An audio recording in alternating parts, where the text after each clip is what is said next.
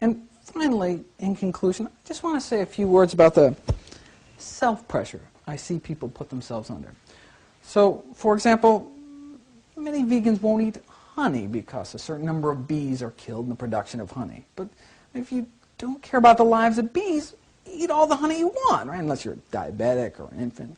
You know, some vegans won't eat sugar because some sugar is decolorized with cattle bones. And is that unreasonable? Well, you know, there's lots of good reasons not to eat refined sugar, from, you know, dental cavities to the plight of Haitian sugar workers, right? But that shouldn't get in the way of people trying to reduce their consumption of animal products. This kind of more vegan than thou attitude of, well, you're not really vegetarian, you eat sugar or something, is, I think, really elitist, condescending, and really ultimately self-defeating.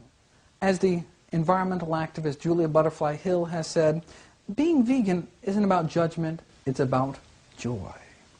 You know, vegetarianism is not about some kind of fanatic personal purity.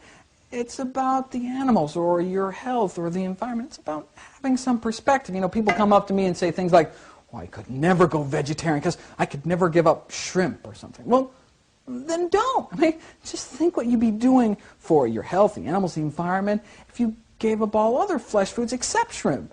You know, I could never go vegetarian. I could never give up my mom's chicken soup.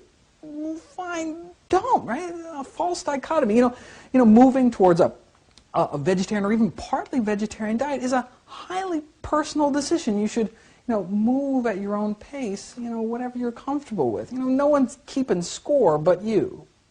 And I don't even like to think of it as giving up things. You know, for me, vegetarianism isn't about scarcity. It's about abundance. It's not about constriction, but about liberation. It's not about what we're against, but what we're for, and not for some kind of far-off time, but for right now.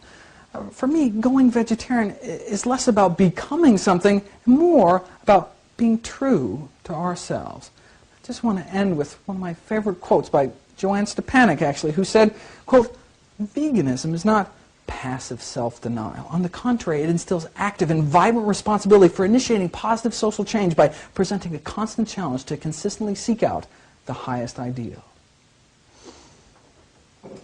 Thank you for listening, and cheers to your health.